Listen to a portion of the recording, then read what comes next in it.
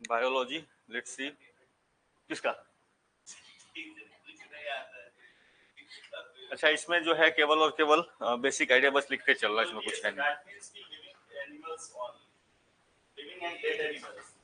हाँ जी, अभी क्वेश्चन में मजा आया ना, तुमने एक ही पहले पढ़ा था।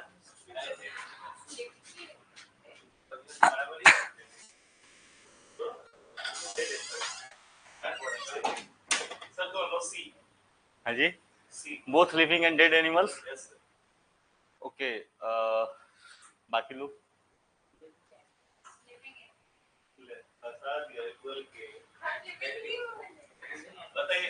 सो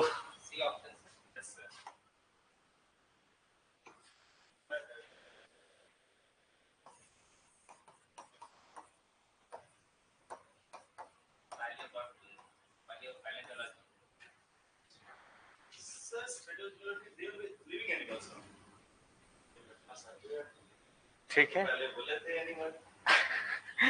तो अच्छा, अगर बॉटनी की वही बात आ जाती है तो बॉटनी में, हाँ जी, नहीं वो बॉटनी में प्लांट्स की है, बट वहां पे प्लांट्स लिविंग एंड डेड दोनों हो सकते हैं।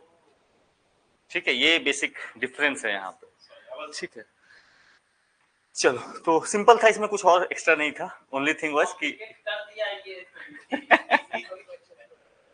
नहीं ठीक है, मतलब आप अटेम्प्ट करें। चले दूसरा, Aristotle, Theophrastus, Hippocrates and Gregor Johan Mendel.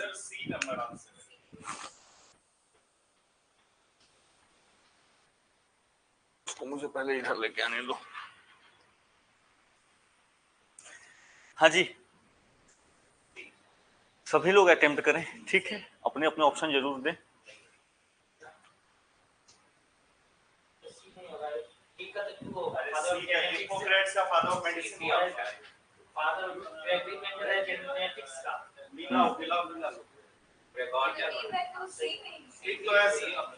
ठीक है, सो हाँ सही है, सी। बायो, थियोफ्रेसिस, हिपोक्रेटिस आपका सिंपल सा, मेडिसिन सबको याद रखेगा इसमें। मेंडल का जो है जेनेटिक्स में है। एंड कौन बच गया?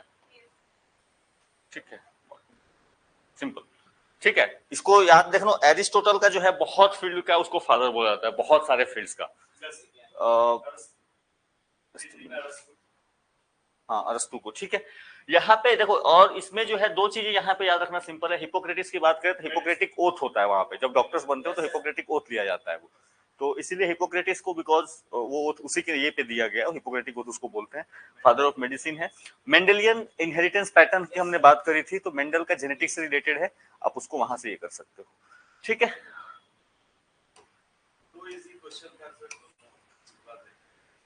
दोनों सही हुआ कि दोनों गलत हुआ? दोनों सही था सर। अच्छा,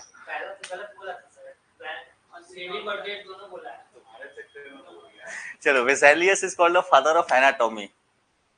अच्छा,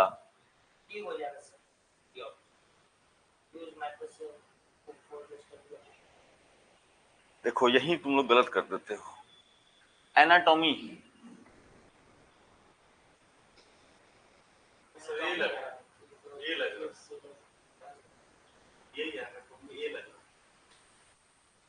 cell as a functional and structural unit. देखो यहाँ पे बहुत आसान ऑप्शन दिया हुआ है, यहाँ पे डायरेक्ट ऑप्शन में क्या दिख रहा है? ठीक है, एनाटॉमी की बात है। एनाटॉमी का मतलब क्या है कि जो बेसिक आपके जो बड़े ऑर्गन्स है उनका स्ट्रक्चर कैसा है, सिंपल सा। इसमें कोई मैं मेडिसिन ये की बात नहीं कर रहा। एनाटॉमी की जब आप बात करते हो कि ह्यूमन का या नॉर्मल भी किसी का, तो उसका उसमें आप यही देखोगे ना कि उसके बॉडी के जो पार्ट्स के अरेंजमेंट है वो कैसे है, आप यही तो देखते हो एनाटॉमी। और यहाँ पे अगर आपसे सिंपली पूछ गया उसने, तो आपको कंफ्यूज होना भी चाहिए था, तो आपको यहाँ पे होना चाहिए था इन दो ऑप्शन में, या इधर ह्यूमन एनाटॉमी की बात करी है उसने या फिर एनिमल्स की बात करी है। ठीक है, अब यहाँ पे जो करेक्ट आंसर है that is this human anatomy की उसने री इन्वेस्टिगेट किया है। जो यहाँ पे हुआ क्या करता था कि इनके टाइम से पहले जो आपको एनाटॉमी को ये पढ़ते भी थे, तो दे वो एनिमल्स के एनाटॉमी को स्टडी करते थे और उसको अप्लाई करते थे कि ह्यूमंस का भी अरेंजमेंट कुछ जो होगा इसी तरीके से होगा। But this person change the course. इसने जो है ह्यूमन डेड बॉडीज को काट के देखना स्टार्ट किया कि अच्छा ये स्ट्रक्चर कैसा है, और उसको उसने थोड़ा सा बेहतर किया है, मतलब एनाटॉमी के स्ट्रक्चर अंडरस्टैंडिंग को। इसी तरीके से अगर आप देखोगे तो ये माना गया यूरोपियन वर्ल्ड में। वहीं पे अगर आप बात करोगे इंडियन में, तो इंडियन में जो आपका सुश्रुत का है, चरक एंड सुश्रुत वाली जो बात है, तो उन्होंने पूरा डाइसेक्शन बताया हुआ है ह्यूमन बॉडी का, प्लास्टिक सर्जरी वाली जो बात है। तो वहां पे दे लाइक 2500 ईयर्स अगो जो उनका उस समय का जो पैटर्न है कि बॉडी का डाइसेक्शन कैसे कैसे हो सकता है, तो दे have given this thing. But क्योंकि यूरोपियन वर्ल्ड ने इसको रिकॉग्नाइज नहीं करा, दे भाई कि ये कैसे कर सकते हैं। सो आपको इसीलिए इनको इन्हीं को कहा जाता है। कई बार इंडियंस इस पे ये भी करते हैं कि भाई क्यों नहीं, आपसे 2000 साल पहले कोई ये काम करके जा चुका है। तो इंडिया में एक ट्रेडिशन हुआ करता था, उसको लोगों ने बाद में ये कर दिया। एक स्पेसिफिक ग्रुप ऑफ ये हुआ करते, सन्यासी हुआ करते थे एक टाइम से, उनका जो बेसिक काम हुआ करता था, वो सन्यासी थे, but they used to study the dead bodies. तो अब डेड बॉडीज किसी का कैसे आपको मिलेगा, पहली चीज, क्योंकि यहाँ पे तो जलाने वाली कल्चर है ज्यादातर। सो अगर कोई ऐसा डेड बॉडी है जिसका कोई ले जाने वाला ये वाला नहीं है, so they use to practice this things. और यहाँ पे क्या होता था कि अब आपको अगर डेड बॉडी चीर फाड़ के देखना है, तो आप उसको कहीं नॉर्मल जहाँ पे लोग रहते हैं वहां नहीं करोगे। सो they use to find places जहाँ पे वो ये काम आसानी से कर सकें। और बाद में इसका एक पूरा का पूरा अलग उन्होंने कल्ट डेवलप कर दिया कि भाई ये लोग बुरे लोग हैं, ये लोग डेड बॉडी के साथ रहते हैं, डेड बॉडी के साथ। But they use to practice this things to understand कि ये ह्यूमन का ये स्ट्रक्चर जो है वो कैसा है। बाद में इसको लोगों ने गलत तरीके से ले लिया, but this was one of the schools जो इस तरीके से काम करते थे इंडिया में। चरक और सुश्रुत में सर डिफरेंस क्या था? दोनों तो मेडिकल फील्ड से ही है ना। हाँ, एक जो है एक सर्जरी की तरफ जाना है, दूसरे मेडिसिन की तरफ जाना है। तो सर सुश्रुत किसके तरफ जाते थे? बताओ। सर क्वेश्चन आया था ना, मेडिसिन में आया था, मेडिकल में आया था, तो हम सर चरक मारते, तो गलत भी है, सुश्रुत भी है। चरक जो है, चरक का मेडिसिन पे ज्यादा है, मतलब डिजीज पे, ठीक है, डिजीज इन द सेंस कि जिसको आप ऐसे ही ट्रीट करोगे मेडिसिन के पर्पज से। सुश्रुत का जो है उन्होंने सर्जरी पे ज्यादा काम किया है, सर्जरी पे ज्यादा काम, ठीक है। तो इससे याद रखना, ऐसे सुश्रुत है, ऐसे सर्जरी है, ठीक है, ऐसे करके याद रख लेना।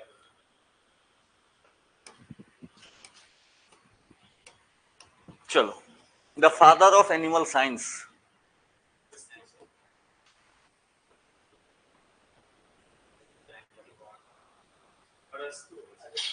सो दिस इज अरिस्टोटल, ठीक है। इनकी एक किताब आई थी,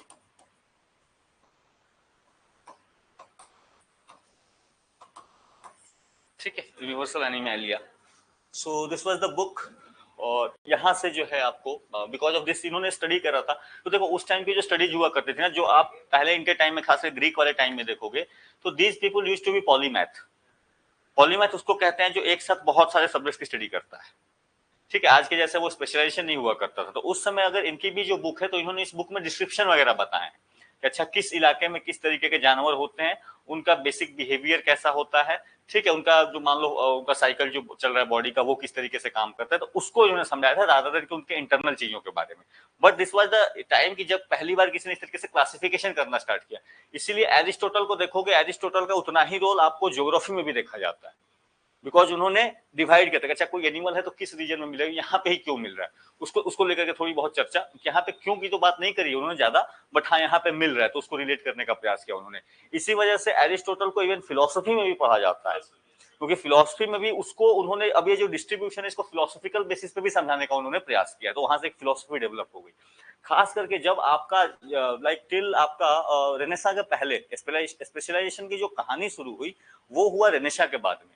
और टिल इमैनुअल कांट जो 17th सेंचुरी 18th सेंचुरी तक का जो टाइम था, उसके पहले जो लोग हुआ करते थे, they normally used to be polymaths, यानी वो किसी एक फील्ड के स्पेशलाइजेशन नहीं है उनमें, यू विल फाइंड कि they are studying multiple fields, ठीक है। और यहाँ पे इसीलिए इमैनुअल कांट को कहा भी जाता है कि he is the one of the last polymaths, उनके बाद फिर पॉलीमैथ्स नहीं हुए, देन देयर आर की स्पेशलाइजेशन इनका कि ये फिलोसफी के हैं ये ऐसे, लेकिन उसके पहले के थॉट्स में जाओगे तो one person is like contributing in many other fields, तो ये आइडिया रहता था वहां पे। Father of Indian embryology, correct, professor Iyengar. तो ये नॉर्मल क्वेश्चन है आपका, एम्ब्रियोलॉजी का सिंपल सा मतलब क्या है? भ्रूण, भ्रूण नहीं भ्रूण। तो इंग्लिश बोल लो भाई, हिंदी खराब है तो इंग्लिश बोल लो, ठीक है, इंग्लिश मुझे समझ में आती है, कोई दिक्कत नहीं है, ठीक है। भ्रूण भी क्या, हाँ जी, अरबिक समझ में सही में आती है? ओके, देन आती होगी, चलो ठीक है, तब तुम काम के आदमी हो, ठीक है, तुमसे जो है कभी कभी कुछ चीजें पूछी जा सकती है। हाँ फिर गलत, फिर फंसा देगा। नहीं सर, सामने वाला को आता है कि नहीं आता है, अवेयर है सर वो सर एबीसीडी है, उसके बाद फिर वो वर्ड्स का सर पकड़ है, मतलब बेसिक समझ में आ जाती है चीजें। इतना है कि वो तोड़ के हम आपको समझा देंगे। चलो, who is the father of immunology?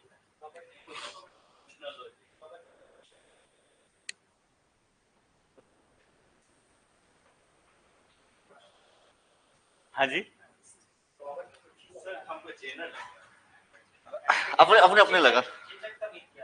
हाँ जी, चेचक का भी किया था, नहीं चेचक का किया था, ठीक है। नहीं नहीं, थोड़ा सा करने दो अपने को, उनको आप अपने थॉट का टाइम लीजिए, अदरवाइज आप हड़बड़ी में करोगे तो गलत करोगे।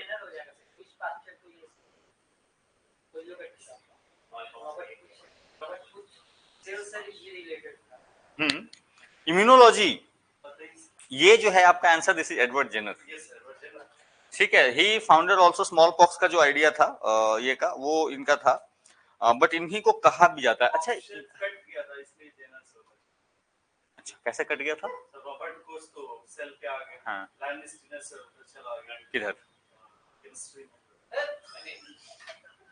अरे ब्लड ग्रुप में होगा, हाँ ब्लड ग्रुप में लुइस पास्चर पाश्चराइजेशन, जेनर एक और ही हाँ? Louis Pasteur he.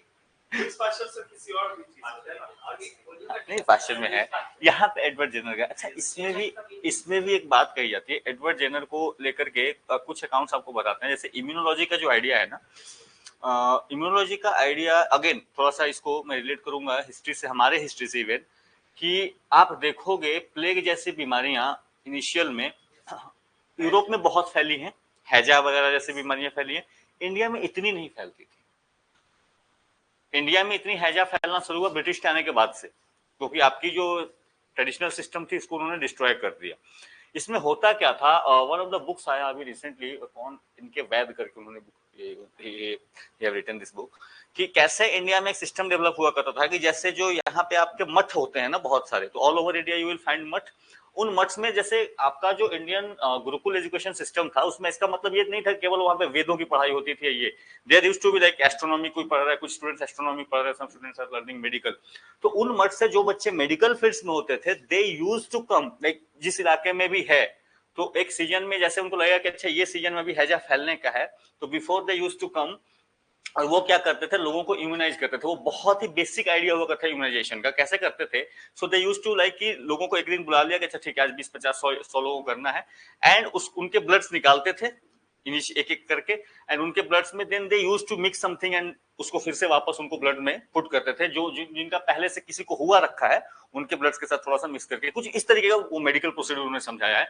But they used to do in every season, हर साल जो है वो सीजन के पहले they used to do this things. लेकिन जब आपका ब्रिटिशर्स के आने के बाद ये चीजें जब डिस्ट्रॉय हो गई, ये सिस्टम आपका पूरा का पूरा खत्म हो गया, तब फिर इंडिया में हैजा और जैसी बीमारियां जो है इनका फैलना शुरू हो गया। इवन एक ब्रिटिश का ही अकाउंट है, उसका एनो मराठा वॉर के टाइम में, उसके पहले का है, कि उसने देखा था कि भाई इंडिया में किसी का काम करने वाला था, उसकी नाक कट जाती है, यहाँ से नाक कट जाती है, एंड देन दे टोल्ड कि भाई चलो तुमको ये करते, बोलते नहीं मैं अपना नाक ठीक करवा लूंगा। एंड देन ही वेंट, वो जाता है और जाके अपना जो बेसिक तरीके से ट्रेडिशनल तरीके से अपना ये करता है, एंड जब वापस आता है तो फिर ब्रिटिशर कहता है ये कैसे ठीक हो गया, इम्पॉसिबल काम कैसे हो गया। तो देन ही रोड कि भाई इंडिया में लोग इस तरीके की भी टेक्निक्स जानते हैं कि दे विल, कि वो कटे नाक को भी जोड़ रहे हैं, ठीक है। तो ये इस तरीके की चीजें, एक तरीके से प्लास्टिक सर्जरी का आइडिया भी जो है वो use to be practice, but धीरे धीरे धीरे धीरे जो आपकी ट्रेडिशनल नॉलेज सिस्टम थी वो पूरी की पूरी क्या हो गई, खत्म हो गई। इवन एक बुक लिखी गई है रिसेंटली, उसमें उन्होंने चर्चा की है कि जो इंडियन आप विलेजेस को देखोगे, वहां पे अरेंजमेंट का एक तरीका है। अरेंजमेंट का एक तरीका आप देखोगे कि जैसे हर कास्ट के लोग अलग अलग तरीके से रह रहे हैं, कि अगर कोई ब्राह्मण है तो वो इस साइड यहाँ रहेगा, और कोई दूसरे कास्ट है तो वो इस साइड रीजन में रहे, कोई उससे दूसरे अलग रीजन में, कोई जो है मान लो कि आपको मीट के साथ या इस तरीके की चीजों के साथ, सीवेज के साथ डील करता है, they will be living like in other places, distance पे रहूंगे। इसका एक जो उन्होंने आइडिया डिस्क्रिप्शन ये दिया है कि हुआ क्या करता था कि पहले जाति के हिसाब से आपका जो कर्म था वो निर्धारित कर दिया था लोगों ने। अब क्योंकि जाति के हिसाब से कर्म निर्धारित कर दिया था, तो इसके वजह से जो इम्यूनिटी लेवल थी सबकी वो डिफरेंट थी। Now if someone is like कि वो एकदम शुद्ध खा रहा है, शुद्ध रह रहा है, तो उसकी इम्यूनिटी कुछ अलग होगी। कोई पर्सन जो है मान लो शुरू से मीट में और ये चीजों में डील करे, तो वो उस चीज के लिए इम्यून है, but other person are not immune. तो ये एक आइडिया दिया गया कि इन लोगों को क्या करके रखा जाए कि आप सेग्रीगेट रहो, ताकि आपकी बीमारियां इसमें ना जंप हो, क्योंकि आप तो इम्यून हो इस चीज के लिए, आप करते आ रहे हो, आप शुरू से इस चीज को करते आ रहे हो, but that person is not immune. तो एक अल्टरनेट थॉट प्रोसेस जो है उन्होंने दिया, ये कितना सही है कितना I don't know, but just a thought कि हाँ ऐसा भी एक आइडियोलॉजी हो सकती है, ऐसे भी आइडिया हो सकता है। चलो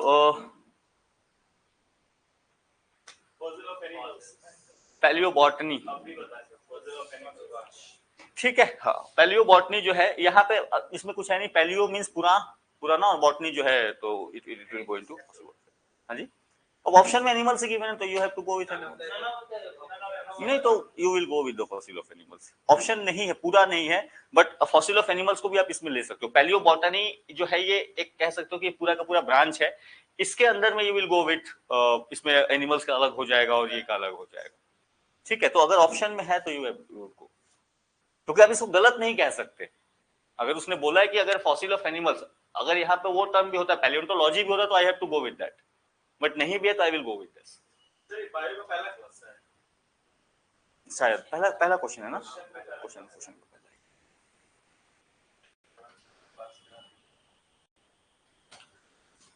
branch of science dealing with old age ageing. So बूढ़ों का ये जो है आपका जेरोंटोलॉजी। ऑन्कोलॉजी क्या है?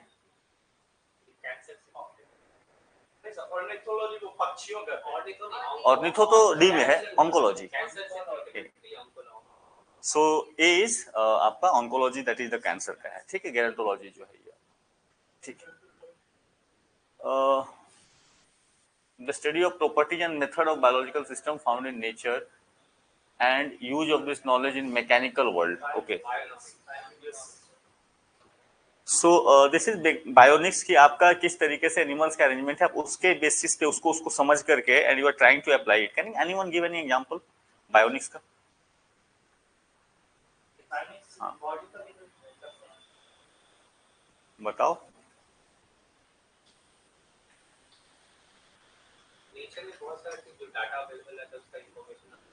नहीं, यहाँ पे जनरली मैकेनिकल चीजों को यूज करते हैं rather than होता है ना सर, जैसे बॉलर सब है ना, तो स्पीड बढ़ाने के लिए इसका ये कैटेगरी आता है, ठीक है, वो बॉडी पे वर्क करता है कि इसकी कैसे कंपनसेट साइड करने अलग-अलग हाई होगा, कैलकुलेट करता है, उसके बाद उसको बायोमैकेनिक्स पे वर्क करता है, इसमें वो चीज का। देखो बायोनिक्स जो है बहुत सिंपल तरीके से बता रहा हूँ सर। बायोनिक्स की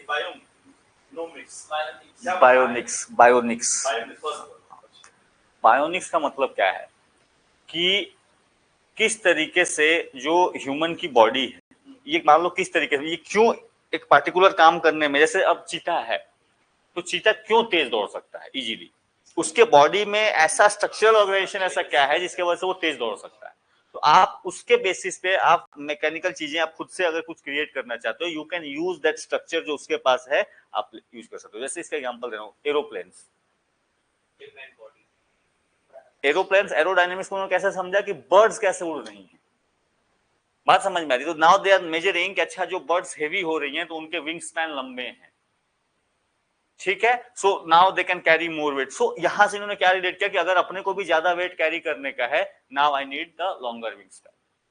बात समझ में आ रही है? तो इस तरीके से कि आप कैसे एनिमल में कैसे अरेंजमेंट है, आप उसको जो है उस पैटर्न को यूज करना चाहते हो अपने चीजों के लिए जो आप खुद से बना रहे हो, उसको कहते हैं आपको जो है बायोनिक्स। बहुत सारा एकेडमी है, 140 कैसे जा रहे हैं तो उसमें बॉडी पे वर्क वो स्पेशलाइज हो गया। इसको एक मैं आपको कह रहा हूं, वहां पे हो गया एक पार्टिकुलर चीज को आप इंप्रूव करने का। बॉलर का क्या है, बॉलर का आप again you are working on the same person, but bionics का मतलब सेम पर्सन पे काम करना नहीं होता। वो एक इसलिए बोला ना, वो एक पार्टिकुलर ब्रांच है यहाँ पे। बायोनिक्स जब आप बोलते हो, now you are trying to understand कि ये यहाँ पे नेचर में ऐसे एग्जिस्ट करता है तो ये ज्यादा एफिशिएंट है। Now if I am creating something artificial, how I will apply this principle, this is bionics. Difference को समझो। बायोनिक्स में जब आप बॉलर की बात बोलो तो ही इज ऑलरेडी एग्जिस्टिंग, आप बस उसके मसल एंड ऑल को इंक्रीज करना चाहते हो, अच्छा किस पार्ट्स को इंक्रीज करूंगा तो वो और बेहतर हो जाएगा, ठीक है। दो, लेकिन बायोनिक्स में बॉडी पे काम नहीं हो रहा, नहीं सुनो, वो नाम से मत जाओ। बायोनिक्स जो टर्म है इसका मतलब ये होता है कि आप उस प्रिंसिपल्स को कैसे अप्लाई कर रहे हो। जैसे ह्यूमन का ईयर कट गया तो बायोनिक लिम्ब कहते हो, तो now you are making something artificial, जब तक उसमें आर्टिफिशियल कुछ इन्वॉल्व नहीं होगा it's not bionics, be very clear about that, ठीक है। आपकी कोई पहलवान है वो कुश्ती लड़ रहा है, आप उसको आपको जिम कराओ, बट आप उसी को आप कुछ नया नहीं बना रहे हो उसमें, जब तक आप कुछ आर्टिफिशियल नहीं क्रिएट कर रहे हो देन इट्स नॉट बायोनिक्स। हाँ जी, डाविंची, हाँ डाविंची बहुत यूज करते थे ऑब्वियसली, डाविंची बहुत यूज करते थे, हाँ पॉलीमैथ थे ही वो, डाविंची वाला पॉलीमैथ बहुत यूज किया, बहुत उन्होंने कहा कि भाई नेचर में ही सारे सीक्रेट्स हैं। अगर आप nature is very simple, nature is very subtle and very complex, and उन्होंने कहा कि इस कॉम्प्लेक्सिटी को जो समझना स्टार्ट करेगा then you will find nature is very subtle as well, बहुत सिंपल भी है नेचर, इसके पैटर्न्स जो हैं जो आप पकड़ना स्टार्ट करते हो, ठीक है। बायोनॉमिक्स जो है it's more like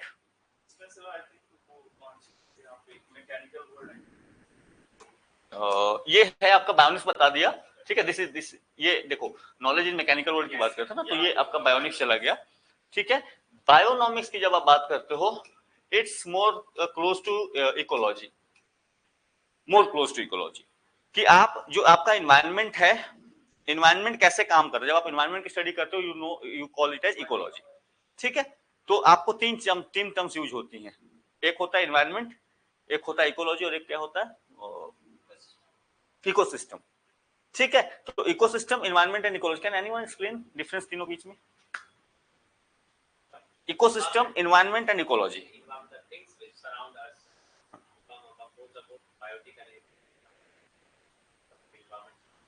that is known as ecosystem. That is for environment. Okay, then what's ecosystem? Ecosystem is the living components. So तीन टर्म में बता रहा हूं, देखो ये तीन टर्म आते हैं,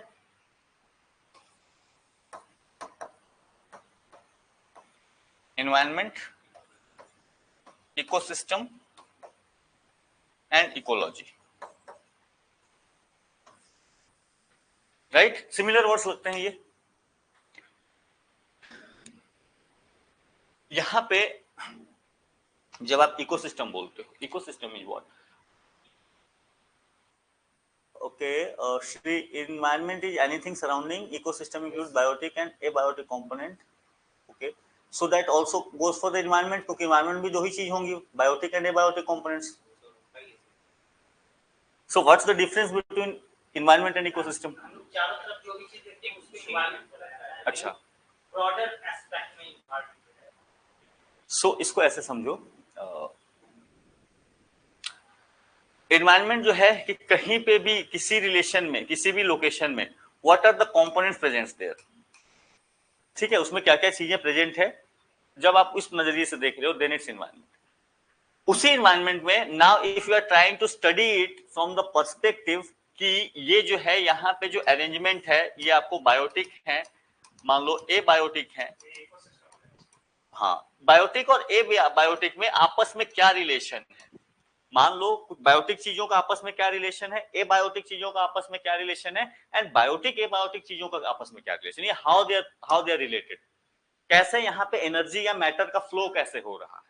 तो जब आप as a unit of study किसी को रिकॉग्नाइज करके पढ़ना स्टार्ट करते हो then this is known as what, this is known as the ecosystem and that study is known as ecology, ठीक है। ये बेसिक डिफरेंस क्लियर रखना, environment anything that is present that is the environment, लेकिन उस environment में आपने एक particular बोला कि आज मैं जो है रिवर के इकोसिस्टम को पढ़ना चाहता हूं, ठीक है, तो रिवर का इकोसिस्टम जो है, river itself a part of environment, उस रिवर में पानी है, मछली है, सब कुछ है, तो देन इट्स नॉर्मली एक एनवायरनमेंट हो गया, वो आपको क्या है terrestrial environment, sorry marine environment है, लेट्स सपोज रिवर बोल रहा हूं तो रिवर एन एनवायरनमेंट हो गया। लेकिन अब मैंने उसको बोला कि नहीं, I will take a segment of that river and now I'm trying to understand कि यहाँ पे चीजें कैसे चल रही है, यहाँ पे फिश, नीचे में यहाँ पे जो आपको जूजेंथली और बाकी जो चीजें हैं जो भी मान लो यहाँ पे है, उनका प्रेजेंस ये आपस में कैसे रिलेटेड है, यहाँ पे एनर्जी का ट्रांसफर कैसे हो रहा है, यहाँ पे मैटर का ट्रांसफर कैसे हो रहा है। जब आप इस चीज को करने के लिए एक यूनिट को डिसाइड कर लेते हो that unit is known as ecosystem. ठीक है, इकोसिस्टम का level it can start from even आपके स्किन पे कौन से कीड़े हैं, है ना, बहुत सारे हैं हमारे स्किन पे रहते हैं। आप अपने स्किन पे क्या चीजें चल रही है उसको पढ़ना स्टार्ट करते हो, छोटे से माइक्रोस्कोपिक लेवल पे देख रहे हो, then it is also an ecosystem. And अगर आप पूरे वर्ल्ड को देख रहे हो, it's also an ecosystem. World भी तो कनेक्टेड है, एक दूसरे से इंटरकनेक्टेड। तो आप इसको इकोसिस्टम के कई लेवल्स पे पढ़ सकते हो। बात समझ में आई? और जब इस स्टडी का नाम जो है this is known as ecology. तो bionomics is very close to ecology, but यहाँ पे जो मेन फोकस होता है वो बैलेंस पे फोकस होता है कि ये यहाँ पे एक्सचेंज कैसे चल रहा है। एवरीथिंग जो आपका खास करके जो फूड एंड एनर्जी का जो बैलेंस है, जो बजटिंग है, ये उसके तरफ ज्यादा झुका हुआ है। ठीक है, बायोनॉमी is nothing but another name for biology itself. ठीक है, चलो एंथ्रोपोलॉजी मत बोल देना बाबा, ठीक है? ठीक है, दिस इज एंथ्रोलॉजी, स्टडी ऑफ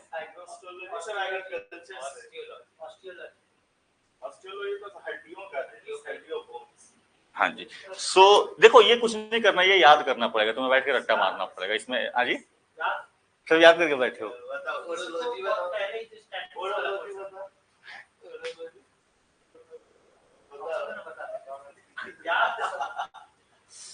ठीक है, ठीक है, ठीक है। सो फ्लावर्स दैट इज एंथोलॉजी। ठीक है, एग्रोस्टोलॉजी वगैरह आपको बोल दे तो घास, ग्रासेस की। ठीक है, चलो ठीक है। स्टडी ऑफ बोन्स, ऑस्टियोलॉजी है ये। ऑरोलॉजी क्या है?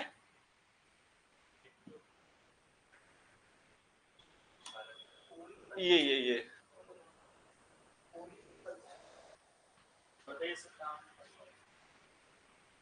ये बायो से रिलेटेड नहीं है।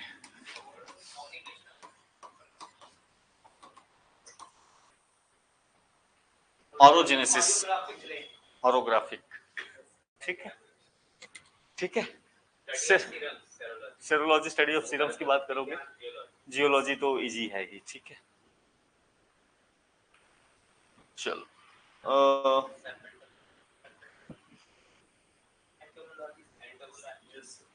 साइंटिफिक स्टडी ऑफ इंसेक्ट्स, कीटों का अध्ययन। अच्छा, parasitology,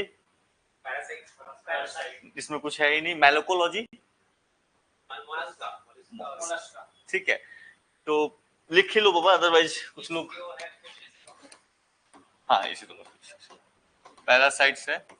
this is molluscs, this is fishes. ठीक है, सो चलो study of snakes, serpentology. Ornithology क्या है? Ornithology birds. और हर्पेटोलॉजी रेप्टाइल्स। ठीक है, देखो ये कुछ कुछ नाम है, गिन के 20-25 हैं, रट्टा मार जाना इनको। किसी एग्जाम में कभी कभार 2-4 एग्जाम मिला के क्वेश्चन आ जाते हैं। ठीक है, तो अगर आपको याद करना हो तो जरूर कर लो। ना याद करना नहीं है सर, याद करना है। याद किए हुए सर, बोला कि आपको रिवीजन नहीं। अच्छा, चलो रिवीजन हो गया आपका।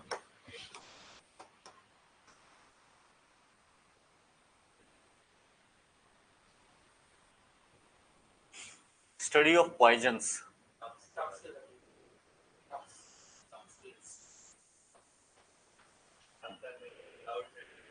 ए और बी में तो आपको substances released by the microorganism. So this is toxicology. Poisonology technical term नहीं है। ठीक है, जो है आपका पॉइजनोलॉजी नहीं रिलेटेड।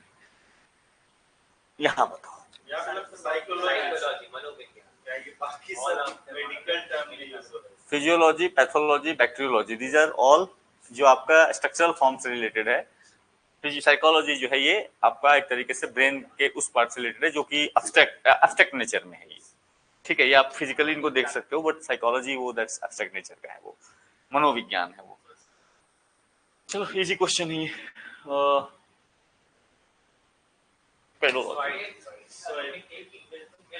अच्छा, मृदा, ओके, मिट्टी ही लिखा है इन्होंने। Pedology, science related to study of atmosphere का तो सर ऑप्शन में आता है कभी लगता है सब कनेक्टेड है एक दूसरे से सर, मतलब ऑप्शन से हम लोग कनेक्टेड किए। अच्छा, ऑप्शन से कनेक्ट करके रखे और क्वेश्चन घुमा के आ गया तो बना देंगे सर, एटमॉस्फेयर कैसे टर्म है नहीं। आएगा तो सर हो जाएगा। Okay, let's see. ठीक है, एटमोस्फेयर का डायरेक्टली कोई टर्म नहीं है, ठीक है। नॉर्मली आप क्लाइमेटोलॉजी एंड मेट्रोलॉजी देखते हो, बट मेट्रोलॉजी जो है आपका that is more related to weather से है। और comparative study of different cultures and the scientific explanation. Okay, ethnology, ethnography, ethology, ethics.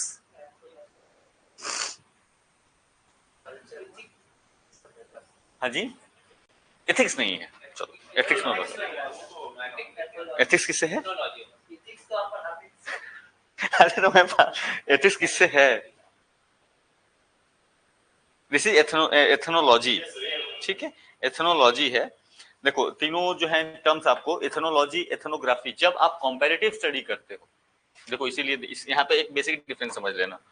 जब ये कंपैरेटिव स्टडी नाम हो, डिफरेंट कल्चर से कंपैरेटिव स्टडी होगी, देन इट्स एथनोलॉजी, ठीक है। लेकिन अगर नॉर्मली आप किसी कल्चर के बारे में स्टडी कर रहे हो, किसी रीजन के बारे में समझना चाहते हो, then it's ethnography. Basic difference इनके बीच में।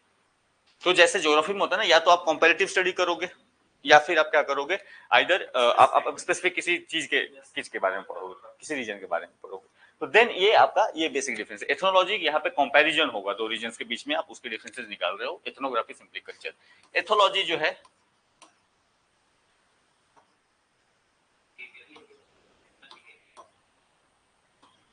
ठीक है, एथिक्स जो है ही ह्यूमन, क्या सच, क्या झूठ, क्या सही, क्या गलत की जो है मोरालिटी की बात कर रहे हो आप यहाँ पे, वैल्यूज की बात कर रहे हो, देन इट बिकम्स एथिक्स, ठीक है। तो सिंपल है इसमें।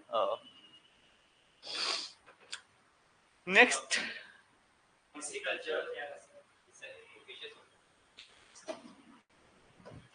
ठीक है, सो यहां से जो है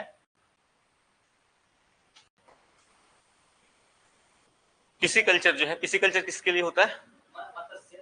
मत्स्य, ठीक है।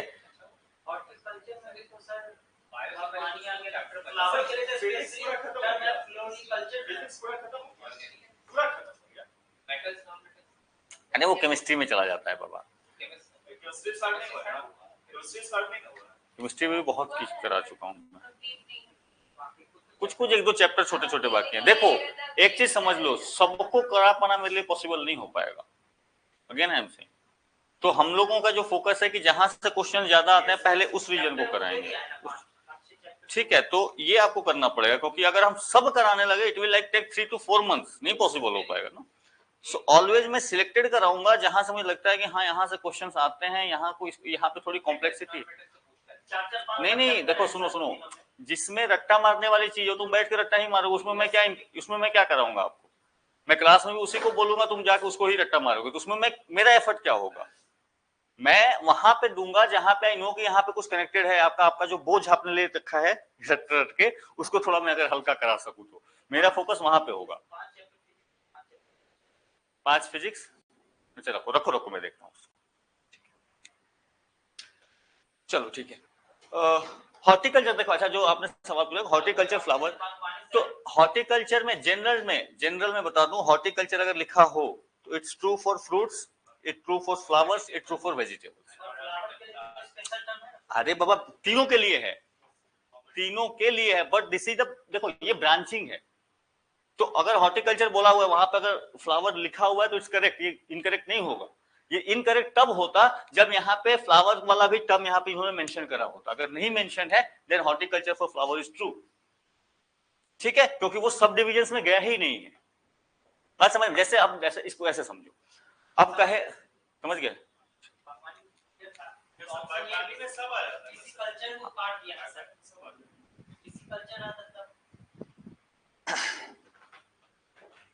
आज पानी नहीं रखा क्या?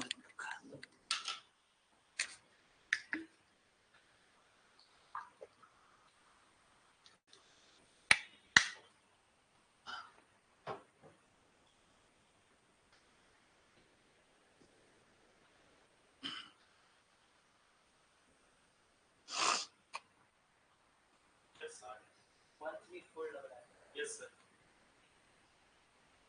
अप्लाइड बायोलॉजी बताइए। हाँ जी,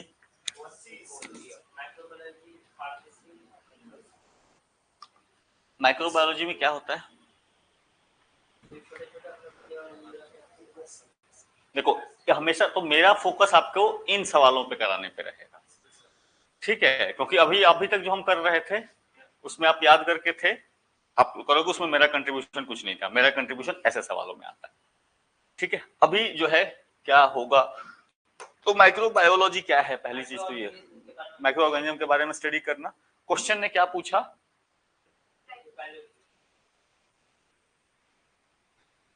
इस टर्म पे फोकस है।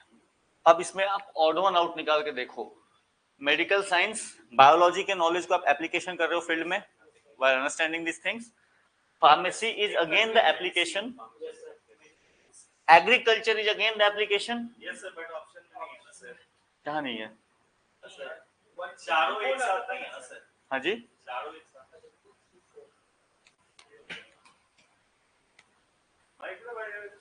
एप्लीकेशन नहीं है वो, it's the study, it's not the application.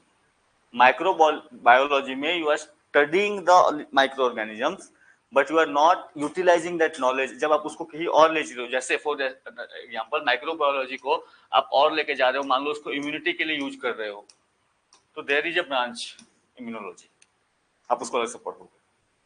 सो इसीलिए यहाँ पे जो फोकस था this was on the applied biology. आप इसके जो आपने समझा है कि ग्रोथ कैसे हो रहा है, ये हो रहा है, उसको आप कहाँ यूज कर रहे हैं?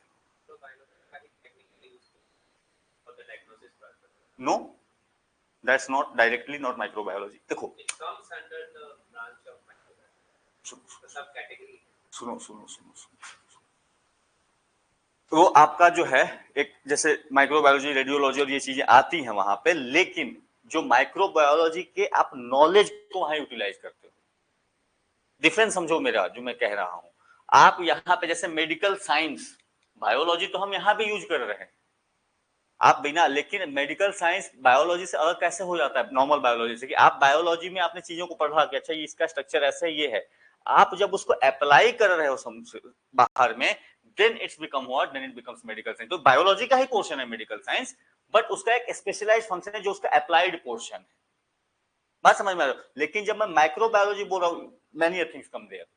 अब मुझे ऑप्शन के हिसाब से लेके कैसे चलना पड़ेगा? एग्रीकल्चर इज अगेन अप्लाइड है, ये आप उसका एप्लीकेशन ले रहे हो। माइक्रोबायोलॉजी कंप्लीट माइक्रोबायोलॉजी एप्लीकेशन नहीं है। इसी जैसे फार्मेसी कंप्लीट केमिस्ट्री भी है, उसमें बायो भी है, तो कुछ केमिस्ट्री के पार्ट्स हैं, बट आप उसको जब ह्यूमन फिजियोलॉजी पे अप्लाई कर रहे हो, देन इट बिकम्स आपका फार्मेसी के पार्ट में जाएगा। कहने का मतलब ये ब्रॉडर टर्म है माइक्रोबायोलॉजी, इसका एक पार्ट जो है वो एप्लीकेशन में डेफिनेटली जाता है, एक पार्ट जाता है, but not the complete microbiology. तो मुझे ऑप्शन के हिसाब से निकालना पड़ेगा। अगर ऑप्शन यहाँ पे 1 2 3 4 होता तो फिर शायद मुझे सोचना पड़ता कि I should have go with this, but क्योंकि ये मुझे 3 डायरेक्ट दिख रहे हैं, तो I would have to go with this. बात समझ में आ रही है? चलो,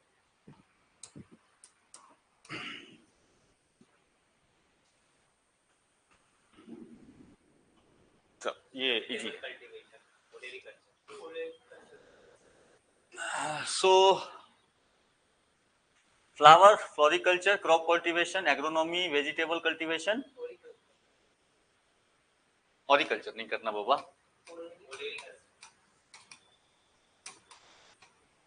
ठीक है, और एग्रीकल्चर, फ्रूट्स कल्टीवेशन, पोमोलॉजी याद कर लो इसको, वर्मी कल्चर,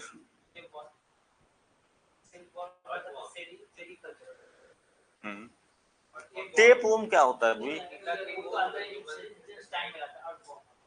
ठीक है, जब आप वर्मी कल्चर बोल रहे हो ना, ये टर्म तो कॉमन है ना, वर्मी कंपोस्टिंग, ठीक है, vermi compost, so earthworms are used here, ठीक है, तो आप उसको यूज करके now we are making the fertilizers, ठीक है। विटिकल्चर, ग्रेप्स का है यहाँ पे,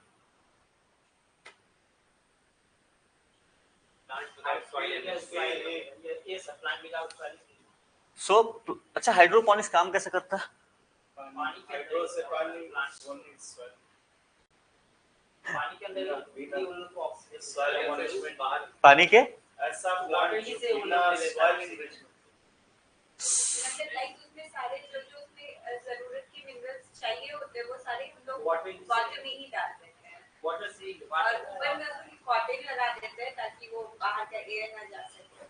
सो हाइड्रोपोनिक्स का जो बेसिक है, अच्छा हाइड्रोपोनिक्स, चलो ये सवाल हाइड्रोपोनिक्स तो ये तो सिंपल हो गया। जो मैंग्रोव फॉरेस्ट वगैरह होता है नहीं हाइड्रोपोनिक्स प्लांट देखो, प्लांट विदाउट सॉइल एनरिचमेंट यहाँ पे जाना पड़ेगा, बट ये जो एक्चुअल में है यहाँ पे क्या होता है, जैसे दे विल यहाँ पे प्लांट लगा दिया, छोटे छोटे वेजिटेबल वगैरह लगाएंगे एंड यहाँ से कंप्लीटली वाटर फ्लो करता रहेगा, ठीक है, और जो भी इनको मिनरल्स और ये देने होंगे they will put through the water itself, और ये वाटर जो है रेगुलरली हमेशा सर्कुलेट होता रहेगा and they manage the environment अपने हिसाब से। तो जनरली इनको वो एक क्या कहते हो, क्लोज एनवायरनमेंट में इसको बनाते हैं रादर देन कि ओपन एनवायरनमेंट में यूज करने के, ठीक है। सो दिस इज द हाइड्रोपोनिक्स। अब यहाँ पे सवाल है कि हाइड्रोपोनिक्स ट्रेडिशनल खेती से बेहतर कैसे है। देखो एक चीज बताता हूं, पहले नेचर को समझो। पीसीएस एग्जाम्स और बाकी एग्जाम्स के नेचर में डिफरेंस होता है।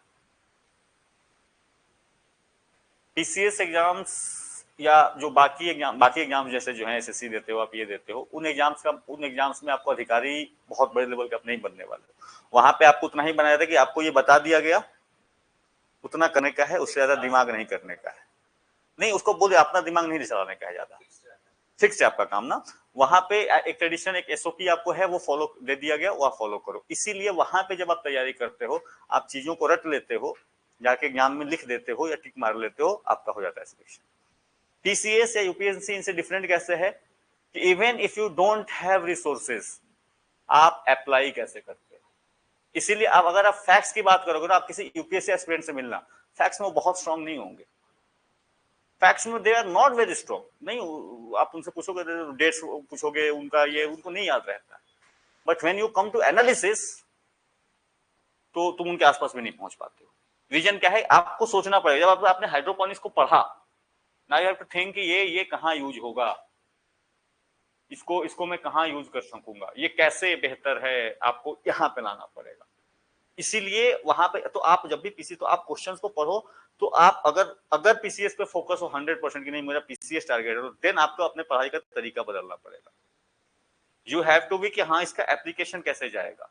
अब हाइड्रोपोनिक्स आप आंसर लिख रहे हो, ठीक है, कि भाई दुनिया में भूखमरी है, शहरों में जो है, शहरों में आपको सब्जियों की कमी हो रही है, हर बार भारत में इन्फ्लेशन बढ़ रहा है, क्या हाइड्रोपोनिक्स इसका सॉल्यूशन हो सकता है, ठीक है। हाँ जी, तो आपके पास नॉलेज है ना, आपने इसको अप्लाई करने का है कि आप जो है, हाँ जी, जहां पे शॉर्टेज, जहां पे, और आज के, हाँ जी बिल्कुल कर सकते हैं। क्या कर रहा था, वीड का ना, हाँ, ये जो है, खैर वीड तो लोग अपने छतों पे भी उगा लेते हैं, अपने काम भर उनका काम चल जाता है, ठीक है। तो देखो कहने का मेरा मतलब है ऐसे, अब जो ये हाइड्रोपोनिक्स जो है ना आज का, अब अभी तक हमने जितने टर्म्स पढ़े करंट में उसकी चर्चा नहीं है। वहां से सवाल आने के चांसेस, मैं अगर रेगुलरली, क्योंकि मुझे क्वेश्चन आता है, मैं आपको करा देता हूं, मैं शायद नहीं कराता इसका डिस्कशन। पीसीएस एग्जाम से मैं इस पे कभी भी टाइम वेस्ट नहीं करने वाला। शायद आ जाए क्वेश्चन, मैं तैयार रहता हूँ कि भाई निकल जाए, छोड़ दूंगा, मुझे कोई फर्क नहीं पड़ता। मैं एक क्वेश्चन के चक्कर में मैं पूरा एफर्ट नहीं लगाऊंगा। I will focus on this term. ये चर्चा में है, ये चर्चा का विषय है, और यहां से सवाल बन जाएंगे प्रीलिम्स में, मेंस में। अगर कहो इस पे मैं मेंस के भी 10-15 नंबर के 15 नंबर के सवाल बनाया जा सकते हैं। इस तरीके के जो सवाल होते हैं, आपका फोकस वहां पे होना चाहिए। बात समझ में आ रही है? बाकी तो ठीक है, रट्टा मारने वाली कहानी चलती रहेगी, आपने रट लिया, ऑब्वियसली आप एग्जाम देना है आपको, तो आप रट लेते हो, बट इन सब चीजों पे आपको थोड़ा सा फोकस, यही आपको अलग करेगा। आप देखोगे कि यूपीएससी में जब 2012-13 के बाद पैटर्न चेंज हुआ, बिहार के स्टूडेंट का सिलेक्शन होना कम हो गया, रेशियो ड्रेस्टिकली खत्म हो गया। मतलब पहले जब होता था कि भाई बिहार का ये चलता था कि बिहार के सबसे ज्यादा निकल रहे हैं, 2013 के बाद से, जैसे 2014 से पैटर्न एग्जाम का उसमें चेंज किया यूपीएससी ने, बिहार के लोगों का सिलेक्शन रेशियो जो है 1/10 हो गया, जो पहले हुआ करता था। क्योंकि यूपीएससी ने बोल दिया कि अब मैं एप्लीकेशन की तरफ जाऊंगा। तो पहले क्या होता था, 2 ऑप्शनल और 2 जीएस के पेपर ऐसे करके वो रट जाते थे पूरा। फिक्स क्वेश्चन आते थे, मेंस में भी फिक्स तरीके से क्वेश्चन आते थे, वो रटा हुआ है, दे विल राइट। जैसे ही उन्होंने पैटर्न को चेंज किया, अब लगाओ इसको चलाओ ना। आप देखो, अब देख लेना, हर साल रिजल्ट आता है, देख लेना बिहार का सिलेक्शन रेशियो 2012-13 से पहले कंपेयर करना और अभी का कंपेयर करना, कितना गिर चुका है, कितना गिर चुका है। बीपीएससी भी अगर बीपीएससी में सही में चेंज लाने वाला है and they are moving towards कि we will also change the pattern system, अभी बहुत पीछे है बीपीएससी कंपेयर टू बाकी पीसीएस के मुकाबले। बाकी पीसीएस के मुकाबले अगर कभी आपको बीपीएससी का कंपैरिजन करनी है, आप यूपी पीसीएस का निकाल के देखना। UP PCS go near the level of UPSC, ठीक है, वो चैलेंज करता है एक बार। और ये बाकी भी पीसीएस जो है, तो अगर बीपीएससी सच में किसी, जैसे आपको चेयरमैन आ रहे हैं, उनका स्टेटमेंट आ रहा है कि पहले वाले टेक्निक्स नहीं चलेंगे आपके, देन आपको हो सकता है सरप्राइज के लिए तैयार रहना होगा। तो निगेटिव तो जरूरी है, निगेटिव बहुत जरूरी है। निगेटिव मार्किंग नहीं होने पे पढ़ने वाले बच्चों का नुकसान होता है। निगेटिव मार्किंग जहां नहीं है, तो जिन बच्चों ने एक्चुअली एफर्ट किया है उनका नुकसान, क्योंकि तुक्का ही लगना है, तो तुक्का तो किस्मत की बात हो गई, ठीक है। हो सकता है किसी की किस्मत ठीक हो तो निकल जाएगी, अलग चीज। तो अगर मैं इसलिए आपको बोलूंगा थोड़ा सा फोकस रखना है। बीपीएससी अगर उन्होंने जैसा कि स्टेटमेंट है, जिस तरीके से स्टेटमेंट दिया, I was just watching, he told कि भाई देखो पुराने वाले पैटर्न नहीं चलने वाले, तो फिर आपको तैयार रहना होगा सरप्राइजेस के लिए भी हो सकता है। एप्लीकेशन बेस्ड क्वेश्चन और एप्लीकेशन बेस्ड अगर क्वेश्चन आ गए, तो आपने अगर अच्छे से चीजों को समझा है, देन आपके लिए वो इजी हो जाए, ठीक है।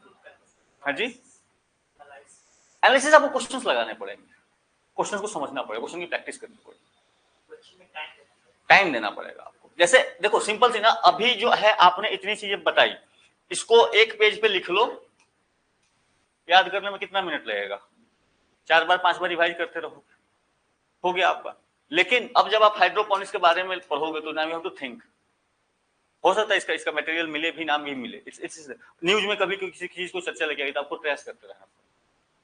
तो इसी तरह अब जो है आपका फोकस ज्यादा है वो अप्लाइड की तरफ जा रहा है।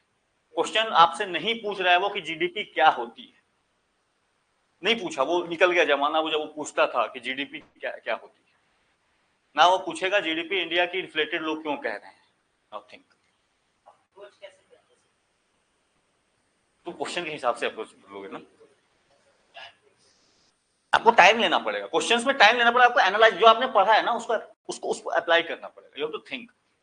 जब तक अब जैसे अभी हमने बात करी वो वाली क्वेश्चन, मेडिकल साइंस में कौन नहीं आ रहा था, इट्स लाइक अप्लाइड फील्ड नहीं है कौन सा ना, यू हैव टू थिंक। आपको क्वेश्चन पे सोचना, आप उसको रट नहीं सकते, वो रटोगे किसी में ऑप्शन चेंज हो तो क्या करोगे, तो यू हैव टू थिंक मैं कैसे क्यों बोल रहा हूं इसको, वो रीजनिंग आपको करनी पड़ेगी। बात समझ में आ रही है? चलो क्वेश्चन के हिसाब से इसलिए मैं कराते भी चलता हूं, क्योंकि देखो यहाँ पे ये थॉट प्रोसेस चल रहा है, कुछ क्वेश्चन के थॉट को आपको समझना पड़ेगा। इसीलिए आप देखोगे मैंने बहुत से बच्चों को देख रखा है, उनका ये बहुत हाई होता है, उनको चीजें इतनी याद होती है, इतनी याद होती, मत पूछो। मैं वही बोल रहा हूँ, मैं और ये उनकी मेहनत दिखाती है। मेरा उनसे ये रहता है कि भाई इन्होंने इतनी मेहनत करी है, बट इन्होंने सही डायरेक्शन में अपना एफर्ट नहीं दिया। नहीं, कहने का मतलब, और आप देखो कि जैसे ही बीपीएससी ने पैटर्न चेंज किया था ना, जो पुराने बीपीएससी के पढ़ाने वाले टीचर्स थे उनकी हालत खराब होने लगी थी। एप्लीकेशन को पता ही नहीं एप्लीकेशन कैसे करने का। सो इसीलिए आप देखो कि मेरा ये मानना है कि बिहार में हमारा भी ये फोकस है कि भाई एग्जाम में जाके उल्टी करके चले आने का, रट के जाओ, उल्टी कराओ, वापस आ जाओ, खत्म कहानी। लेकिन आप उससे कुछ नया नहीं कर पाओगे, या क्वेश्चन जहां बदल के आना शुरू होगा, आप भीड़ से कैसे अलग होगे भाई, भीड़ से अलग कैसे होगे? वही 4 बुक्स है ना, सब पढ़ के जा रहे, सब रट के जा रहे, तो भीड़ से हम अलग कैसे हों? तो ये भी तो है सर कि जरूरी थोड़ा ना चारों एकदम रटा ही हो सर, माइंड भी तो सर है, इसका मेमोरी कितना शार्प है, कितना वो सर वो है कर पा रहा, ये भी तो इम्पोर्टेंट है ना। नहीं, जैसे तुम अगर अच्छा एक चीज देखते हो ना, यहाँ पे कॉलेजेस में हम ये लोग बैठते हैं, बच्चे बैठ के सामने ये खेलते हैं, वो क्विज करते हैं, यू फाइंड कि उनका याद का लेवल कितना अच्छा होता है, फिर भी उनसे एग्जाम नहीं निकल रहे। कहाँ लैगिंग कहाँ है? आपको ऑब्वियस याद तो आपको करना ही पड़ेगा obviously, but I am saying कि nature of examinations are changing. हर एग्जाम का नेचर चेंज हो रहा है, और ये डायनेमिक है, हमेशा चेंज होता रहता है। तो आज से आप 10 साल पहले जो टेक्निक्स को फॉलो कर रहे थे, आज भी अगर हम वही टेक्निक्स को फॉलो करेंगे तो रिजल्ट नहीं मिलेगा। और इसीलिए इन बच्चों को मैं देखता हूँ भाई, इनको कुछ नहीं, इनकी मेहनत का जो जुनून है बहुत ज्यादा है, they can do, but only thing कि नाउ वो फंस चुके हैं उस ट्रैप। वो इससे बाहर निकल कर सोच रहे हैं, उनको लगता है कि मैं याद कर लूंगा फैक्ट्स और मेरे एग्जाम में हो जाएगा। It's not going. आपको सोचना, आप कम पढ़ो बट उसको मैं अपने अंदर जो है ना, आपको थॉट्स की क्लैरिटी बहुत क्लियर करनी। वो क्लियर नहीं रहेगा तो ना आप फैक्ट्स के साथ खेल पाओगे और ना आप फैक्ट्स को यूटिलाइज कर पाओगे। मैं वही बोल रहा हूँ ना, अंडरस्टैंडिंग आपको बनानी पड़ेगी। और अब नेचर आपका नॉट इवन इंडिया का आउटलुक ही बदल रहा है ना।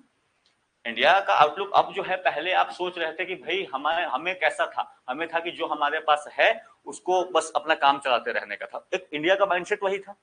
आज इंडिया माइंडसेट कर रहा है कि हम दुनिया को कुछ देने जा रहे हैं। आज आपका गवर्नमेंट का भी फोकस है क्या कि भाई एंटरप्रेन्योरशिप डेवलप करेंगे, यानी एप्लीकेशन बेस्ड फोकस कराते हैं। तो पहले देखो उसमें दिक्कत क्या, अंग्रेजों ने आपकी शिक्षा व्यवस्था को ऐसा बनाया था, उनको चाहिए था क्या कि हमें काम करने के लिए क्लर्क चाहिए थे। तो क्लर्क को दिमाग नहीं चलाना होता है, जो मिल गया उतना करके चले आओ। तो आप हमारी शिक्षा व्यवस्था उस तरीके, लेकिन जैसे जैसे आपकी न्यू एजुकेशन पॉलिसी बदल रही है, न्यू एजुकेशन पॉलिसी में आइडिया है ना कि हम अप्लाइड के पीछे जाएंगे, रीजनिंग के पीछे जाएंगे, वोकेशनल नहीं, हाँ वोकेशनल ट्रेनिंग। उन्होंने कहा कि फैक्ट्स आपको नहीं भी याद है, इट्स ओके। मैं आपसे नहीं पूछूंगा कि भाई न्यूटन के तीनों लॉ बताओ, तुम्हें याद है कि नहीं। आई विल शो कि मुझे एप्लीकेशन बता दो, मुझे दिखाओ कि तुम्हें कहाँ एप्लीकेशन दिख रहा है यहाँ पे। बात समझ में आ रही है? अब आपका नेचर भी एग्जाम का बदलेगा इसी तरीके से। सो बी वेरी इसके बारे में तो आप पढ़ो, आपने जो याद कर रखा है वो आपका एसेट है, लेकिन आपको नए एग्जाम के लिए नए एसेट बिल्ड करने हैं and continuously you have to think, अच्छा ये कहाँ हो रहा है, एप्लीकेशन की तरफ लेके जाओ। बात समझ में? तब आपका जो ये होगा ना, आपका जो वजन होगा वो काफी बढ़ जाएगा। ठीक है,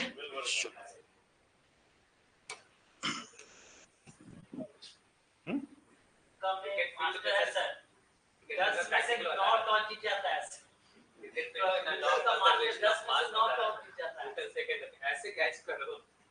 क्या फिर से बोला? क्रिकेट फील्ड में सबको सिखा रहा है ऐसे कैच करो। अच्छा है। कंजर्वेशन तो आप याद करते हो, अप्लाई नहीं करते हो। Okay, words, inheritance, environment, fossil, maths list 1, list 2। Sorry, yes sir, B होगा। इजी है ना ये तो?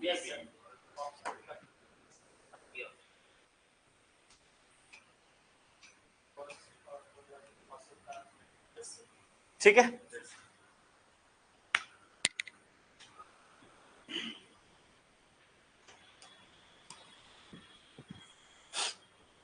स्टडी ऑफ प्लांट्स, तो यहीं पे आपको सारे हो गए। ठीक है, हॉर्टिकल्चर ब्रॉडर टर्म है उसका, उसके अंदर में पार्टिकुलरली जब आप फ्लावर्स की बात करो इट बिकम्स फ्लोरिकल्चर, आप फल की बात करो इट बिकम्स पोमोलॉजी, वेजिटेबल्स की बात करो इट बिकम्स ऑलरिकल्चर। बट जनरली आज के डेट में जो टर्म है that is the horticulture. Option अच्छा, इसका सी होगा।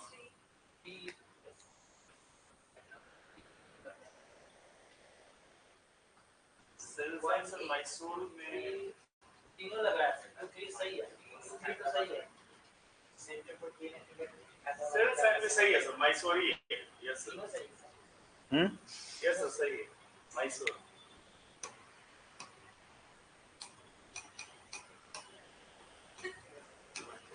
हिंदी में क्या था? हिंदी में तुम देख लो भाई, सामने रखा हुआ है, मुझे हिंदी थोड़ी ना पता था। यही गलत करवा देता है, बोलते हैं कि सही है। तो तुम दूसरे के भरोसे थोड़ी ना खेलोगे भाई। अरे तो कप्तान है तो कप्तान को रन आउट कराया करो। ठीक है, हाँ?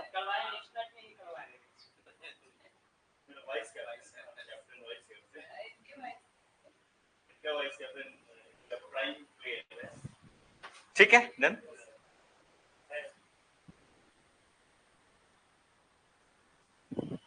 IIFM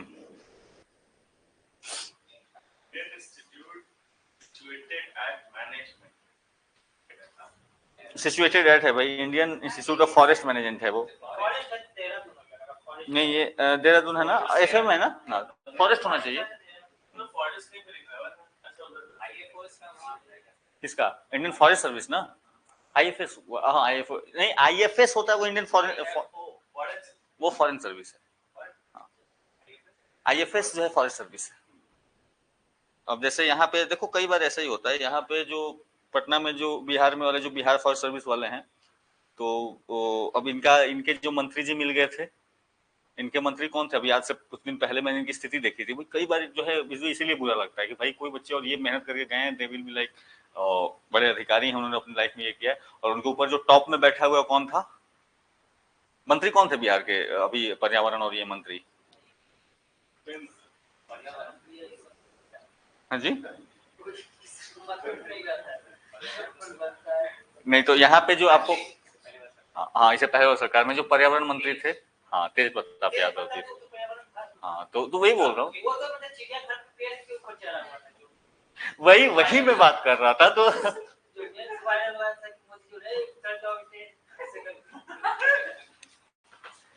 क्या मीम वायरल हुआ था ये तो?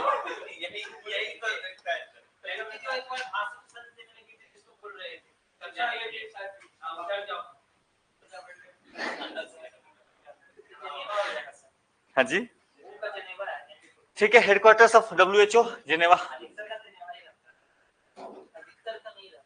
अब अधिकतर का तुम, हाँ जी, नहीं जिनेवा में है, जिनेवा फेमस जगह है, ठीक है। जिनेवा कन्वेंशन से लेकर के बहुत सारी चीजें जिनेवा में है, बट आप देख लेना पार्टिकुलरली किसका है, ठीक है। यहाँ पे WHO जिनेवा इसे, हाँ तुका में से निकल जाता है। किसका?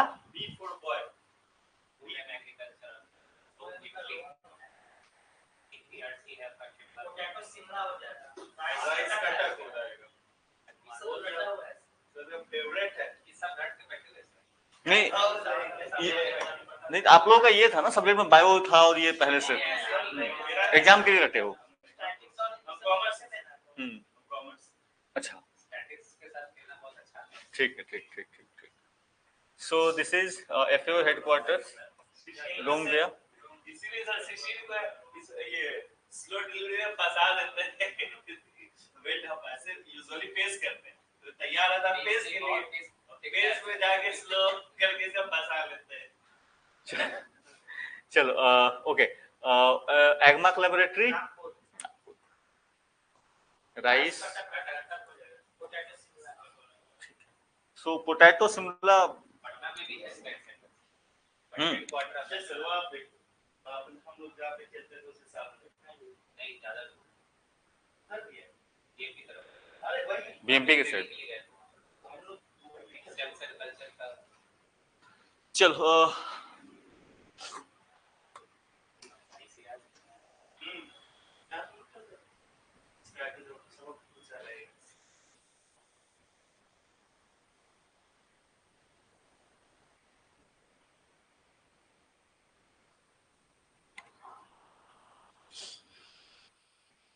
सो NBRI national botanical research institute, और जो है IISc तो सबको फेमस ही है, ठीक है।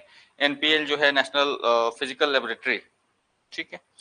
और इंडियन स्टैटिस्टिकल रिसर्च इंस्टीट्यूट है ये ISR, वो है ISI है, इंडियन स्टैट्स इंस्टीट्यूट कोलकाता में। ये है इंडियन स्टैट्स रिसर्च इंस्टीट्यूट, ये दिल्ली वाला, नहीं ये लखनऊ की है। गलत बात। हाँ जी, इसमें तो लिखा तो सही तो है, मिसमैच पूछ रहे हैं ना आपसे, ऑप्शन ये थोड़ी ना हुआ, ये तो सही है, ये लखनऊ में है ISR। तो मिसमैच क्या है? NPL है पहला NBRI, ये भी लखनऊ में है। नहीं NBRI मैंने कहा बोला, लखनऊ में है। NBRI भी लखनऊ में, हाँ जी, ISR भी, इन दोनों लखनऊ में, ठीक है। ISI कोलकाता में, स्टैट्स में एक स्टैट्स रिसर्च है दैट इज इन लखनऊ, और एक स्टैट्स इंस्टीट्यूट है, ठीक है, दैट इज इन कोलकाता। दोनों में कंफ्यूज ना हो। नहीं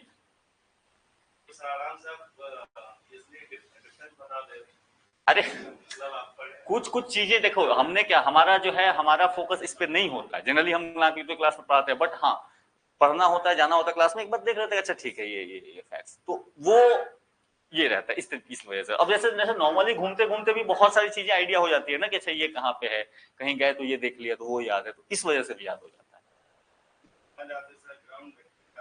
कहाँ पे खेलने, नहीं तो अब अकेले घूमोगे तो क्या तुम ग्राउंड देखोगे बताओ। ठीक है, Rajiv Gandhi centre for biotechnology,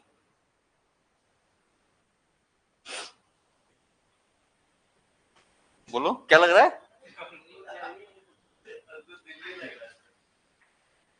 नहीं ये राजीव गांधी, हाँ तिरुवनंतपुरम ये, ठीक है, that is Thiruvananthapuram.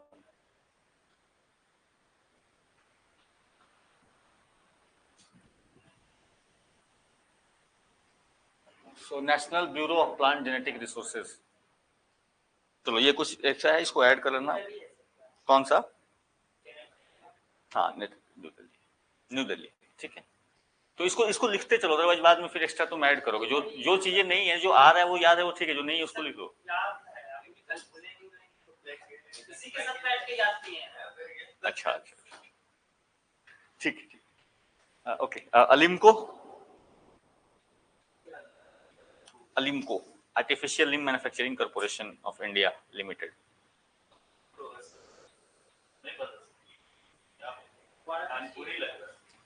अलिम्को is Kanpur, ठीक है। अलिम्को रोल क्या है इसका? कॉमर्शियल हब है ना सर, सबसे ज्यादा मतलब बनता है यूपी। आंसर सही हो जाता है, एक्सप्लेनेशन कहते ना सक्सेस, एक बार सक्सेस हो तो स्ट्रगल स्टोरी है मेरे पास पहले से। ठीक है सर, आंसर सही होने के बाद एक्सप्लेनेशन भी सर एक्सेप्ट करेगा ना सर, नहीं सर कौन एक्सेप्ट करेगा? ठीक है। फेवरेट है लखनऊ है सर। सो अच्छा, अलिम्को का मेन फंक्शन क्या है अभी? आजकल अलिम्को चर्चा में है, ठीक है। रीजन बीइंग गवर्नमेंट का फोकस हो रहा है, जैसे अब जैसे देखो किसी भी कंट्री की जब इकोनॉमिक स्थितियां सुधरती है, तो जब आपके घर में इकोनॉमिक, जैसे घर में ही सोच लो ना, किसी की इकोनॉमिक अच्छी नहीं है तो आप अपनी बेसिक नीड्स को पूरा करने में लगे होते हो। जैसे ही अब आपकी इकोनॉमी थोड़ी बेहतर होती है, नाउ यू आर थिंकिंग कि मैं कुछ अलग कुछ और बेहतर कैसे करूं, जो चीजें खराब पड़ी उसको भी कैसे ठीक करूं।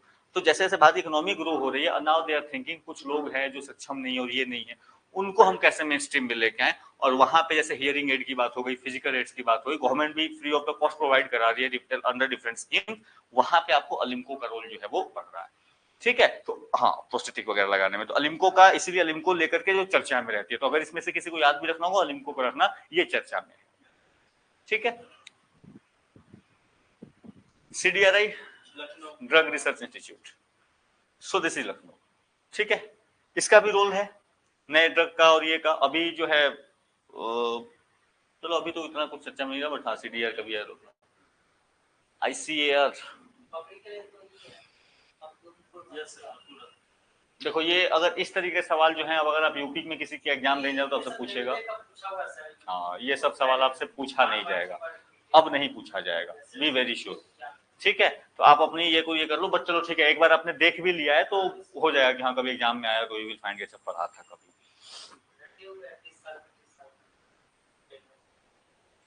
नहीं, अब रेलवे वालों का खास करके रहता है भाई, रेलवे वालों से मैं कभी पंगा ही नहीं लेता, नहीं तो फैक्चुअली जो है ना, वो फैक्चुअली जो है वो उनको बहुत ही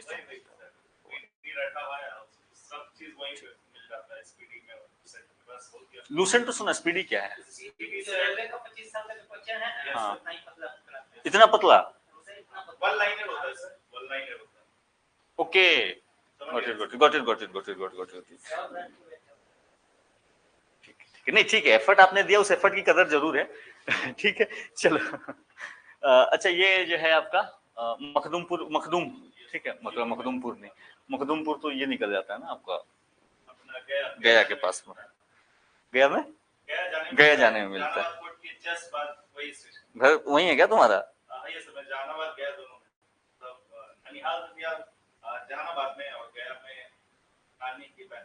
बस हो गया, मतलब हाँ तुम्हें इस रूट का ही है। चलो, high security animal disease laboratory,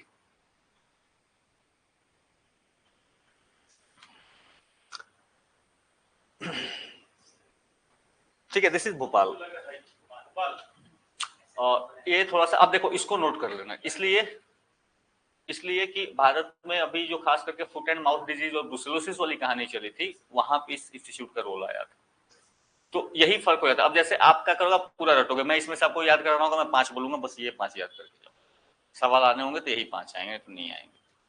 ठीक है, तो इसको याद रख लेना। This is the high security animal disease laboratory. इसका रोल था अभी एफएमडी एंड ब्रुसेलोसिस वाले केस में। ठीक है, हाँ जी बोलो। जैसे पीटी में 150 क्वेश्चन बनेगा, ठीक है, तो अपना से नया क्वेश्चन कितना बनेगा? अपना से तो जो बोर्ड है क्वेश्चन कितना नया बनेगा? नया नहीं होता है क्वेश्चन, कुछ भी। क्वेश्चन के ऑप्शन बदले जाते हैं। ठीक है, क्वेश्चन देखो, क्वेश्चन इतने सालों से इतने एग्जाम हो रहे, क्वेश्चन फिक्स हो चुके हैं। नए क्वेश्चन मान के चलो किसी एग्जाम में 10-15 होते हैं, बट जो आए हुए क्वेश्चन हैं उसमें से एप्लीकेशन वाले पार्ट को उन्होंने उठा लिया, वो हो जाएगा। बट ये रखो कि हाँ, मान के चलो कि 100 क्वेश्चन वही होंगे जो आते रहे हैं जनरली, जो जिनका ट्रेंड रहा है। 50 क्वेश्चन हो सकता है आपको देखने के लिए मिल जाए। अब एक ही बार ड्रास्टिक चेंज करेगा तो पता चला फिर ड्रास्टिक चेंज में तो कट ऑफ नीचे जाएगा, इसमें क्या टेंशन लेने का। ठीक है, तो ये कहानी आपकी हो। हाँ नहीं, यही देखो, यही डिफरेंस होता है आप में, एक अच्छे कैंडिडेट में और एक एवरेज कैंडिडेट में इतने का ही डिफरेंस होता है। वो नहीं बोलता है, बता रहे हैं कि यहाँ पे जैसा सिचुएशन है। अरे तो सुनो तो, मैं जो बोल रहा हूँ, मैंने बोल दिया क्वेश्चन पेपर टफ है। अरे तो केवल तुम्हारे लिए टफ थोड़ी है, सबके लिए टफ है, तो इसमें क्या गिरने का है। वहां पे उस जगह पे ही आपको आपकी पेशेंस काम देती है कि भाई क्वेश्चन अगर टफ है तो सबके लिए टफ आया है, मैं अपने नॉलेज पे भरोसा करूं, लेट मी डू जो मैं कर सकता हूं। एंड इसमें अब यहाँ पे मैं अननेसेसरी अटेम्प्ट्स लेने ना चाहूं। अगर आपने अपने अंदर वो बना लिया उस एग्जाम हॉल में उतने देर, तो आप भीड़ सलग हो जाओ। संभाल रहे थे कि देखो मैथ बन गया, मैथ बना तो बोलता है नहीं, मैथ तो बाकी लोग पैनिक कर, दिक्कत यही होती है, बच्चे पैनिक कर जाते हैं कि क्वेश्चन टफ है सबके लिए आया है, तुम कुछ चाप ले रहे हो। चलो ठीक है, एरोमेटिक प्लांट्स।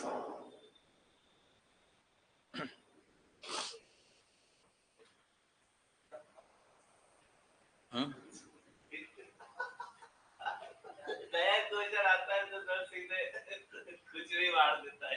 अब तीनों में से कुछ अटेम्प्ट करना पड़ेगा। नहीं बिल्कुल जरूरी थोड़ी है तुम अटेम्प्ट करो, क्विट कर जाओ। छोड़ना भी चाहिए, सर सब अटेम्प्ट ही करें। Sir this is Lucknow. ठीक है, ये भी थोड़ा सा न्यूज में था। ये न्यूज में था बिकॉज ऑफ जो मिशन एरोमा चला था भारत का। ठीक है, मिशन एरोमा सुना?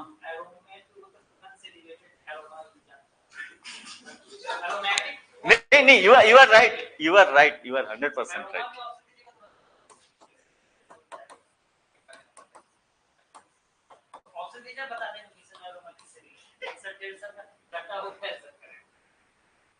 करंट 1-1.5 साल नहीं, याद से 2-2.5 साल पुराना।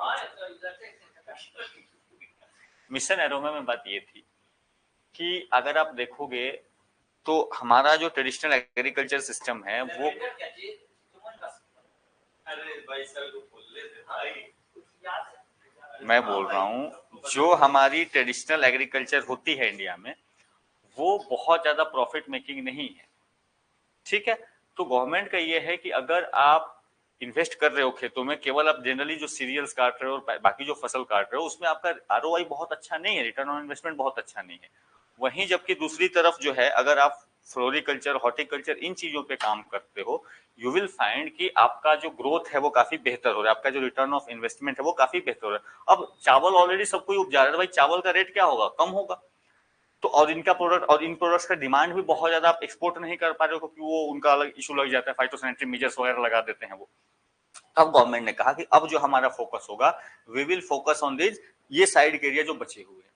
तो जैसे आपका फ्लोरिकल्चर, हॉर्टिकल्चर में बहुत ज्यादा फोकस है गवर्नमेंट का। ठीक है, अभी रिसेंट में भी उन्होंने बजट वाले पिछले वाले बजट में भी उन्होंने they have given some extra funds. ठीक है, हॉर्टिकल्चर को लेकर के। इसी तरीके से बी कीपिंग वाले पे उनका चलते रहता है। यू विल ऑल्सो फाइंड कि they are promoting the aquaculture को लेकर के पूरी की फिशरीज वाला प्रमोशन है। उसी तरीके से यहाँ पे इन्होंने एरोमा मिशन एरोमा लॉन्च किया था कि जो आपको सुगंधित पौधे जिनका यूज होता है आपको सेंट्स वगैरह बनाने के लिए, जिनका यूज होता है आपको कॉस्मेटिक्स में, तो क्यों ना हम इसको भी करें, ये बहुत हाई डिमांड में है चीजें। तो मिशन एरोमा इसके लिए लॉन्च किया गया था, खास करके कुछ सिलेक्टेड एरियाज में कि इस तरीके की खेती को भी क्या करना चाहिए, अपने को बढ़ावा दिया। हाँ, लेवेंडर की खेती J&K में शुरू हो गई थी। तो ये this was one of the example. तो ये मिशन एरोमा था आपका, ठीक है। उसमें इवन सुगंधित कुछ मसालों की भी बात चली थी। तो ये था आपका बेसिक आइडिया। तो इस इंस्टीट्यूट का वहां पे रोल था, अच्छे क्वालिटी के आप सैपलिंग्स प्रोवाइड कराइए।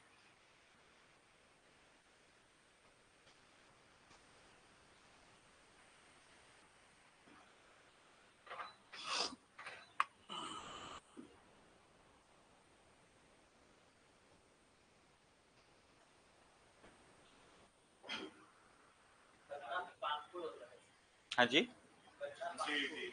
गन्ना। गन्ना लखनऊ में यस सर, गन्ना नुकसान तो कानपुर में। अब ये बोल देता हूं हम कंफ्यूज हो गए, लटका हुआ है गन्ना।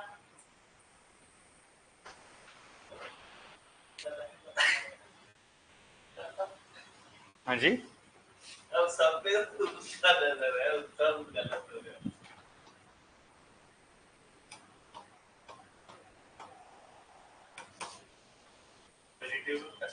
वेजिटेबल वहां से बड़ा था। ठीक है। बाकी भारतीय संस्थान गन्ना अनुसंधान सब लखनऊ नहीं।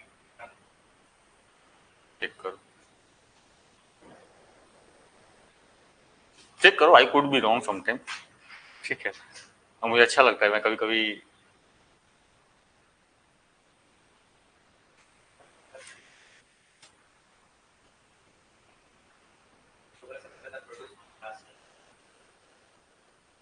आज के डेट में आपके सदर्न स्टेट्स का ये बढ़ गया है, यहाँ पे अब खत्म हो रहा है।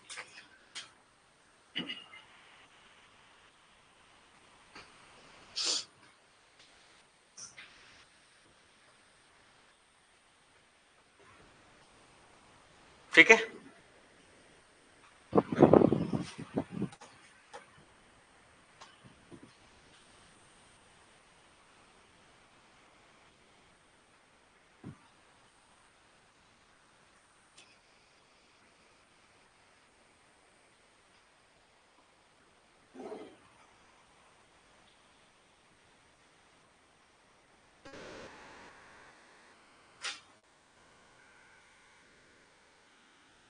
नॉन CSI इंस्टीट्यूट पूछा है ना इसने, council for scientific and industrial research, उसके अंदर में कौन नहीं आता है? Okay,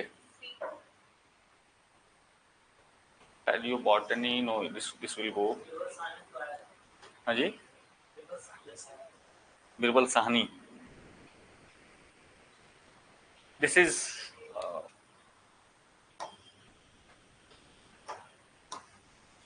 this comes under botanical survey of India, ठीक है। तो ये ministry of environment, forest and climate change के अंदर से रेगुलेट होता है, रादर देन CSIR के थ्रू।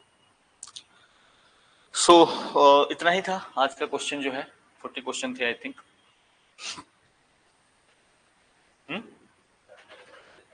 हाँ, ये देखो प्योर रिवीजन के पर्पस से। और देखो मैं एक चीज बताता हूँ आपको, ये मेरा एक्सपीरियंस रहा है, सच में अपना, ये मेरा पर्सनली खुद का एक्सपीरियंस रहा है। फैक्ट्स को लेकर मैं बहुत स्ट्रांग नहीं हूँ, लेकिन मैं आज तक इस एग्जाम में फेल भी नहीं हुआ। बी वेरी, मैं अपने, अगर मैं भले ये हो गया कि लास्ट में कभी मेडिकल ये हो गया, कभी ये अनफिट हो गया, बट अभी तक एग्जाम देते देते इस एज तक आते आते, जेई में चलो वो तो अलग, साइंस का यही है, NDA जैसे एग्जाम मैंने 5 बार 6 बार आई क्रैक, CDS जैसे एग्जाम 5 बार 6 बार मैंने क्रैक किए, CAPF असिस्टेंट कमांडेंट एग्जाम में 2 बार 3 बार क्रैक कर लिया, SSC CPO में ऐसे घूम के चला आता था and I crack every time, ठीक है। UPSC प्रीलिम्स में आज तक मैं फंसा नहीं कभी, UPSC में भी प्रीलिम्स में कभी नहीं फंसा, डिस्पाइट द फैक्ट मैं फैक्चुअली बहुत स्ट्रांग नहीं हूँ, नहीं कभी ट्राई नहीं किया मैंने, ठीक है। तो रीजन इज कि अगर मेरे पास कम भी नॉलेज है, I think that how I should apply, analysis करना चाहिए। और ये इसीलिए मैं आपको बताता हूं कि आपके पास जो है, अगर आप उसके साथ एनालिसिस की पावर बिल्ड करोगे ना, देन आप बहुत हायर लेवल पे चले जाओगे, पेडेस्टल आपका बहुत ऊपर हो जाएगा, because this is coming from someone who doesn't have fact. मैं मेमोरी के तौर पे बहुत स्ट्रांग नहीं हूं, फैक्चुअल डेटा मुझे बहुत याद नहीं रहते, बट आई थिंक हाँ इसको कहाँ से यूज कर लेंगे, ठीक है। तो इसीलिए अब थोड़ा सा आपके पास एक बिल्ड है, नाउ यू थिंक कि मैं इसको कहाँ यूज करूँ, कैसे, वो तो स्मार्ट स्टडी करना स्टार्ट करो। समझ में आ रही है? तो करेंट्स को देखते रहो, करेंट्स को जैसे कि है तो मुझे पता है कि इसमें से ये 40 है, मुझे याद करना होगा, I'm not going to remember all this 40, मैं इसमें से 5-7 निकाल के अलग करूंगा, इन 5-7 को पढ़ देगा। बात समझ में आ रही है? तो ये आपका डिफरेंस, तो आपसे थोड़ा टाइम मुझे ज्यादा लगेगा, बट मेरा फोकस ज्यादा है, और वो 5-7 ही मैं याद कर गया हूँ, मुझे पता है कि यहीं से आएगा तो यही 5-7 आएंगे, बाकी नहीं आएगा, and most of the time I will be correct. तो ये डिफरेंट है, आपकी स्ट्रेटेजी इस तरीके से बननी चाहिए, एग्जाम स्पेसिफिक स्ट्रेटेजी आपको। कहाँ पे? जैसे आर्मी वालों में, मतलब एनडीए सीडीएस वाले में, डिफेंस वाले में जाता था, तो मैं नहीं, ऐसे इंटरव्यू मैंने 2-3 बार क्लियर किया, और मेरा मेडिकल, हाँ I am recommended, 3 time recommended था मैं, ठीक है, बट मेडिकली अनफिट था मैं, ठीक है, तुम्हें लगता नहीं है, बट मेडिकली मेरे साथ इश्यूज हैं।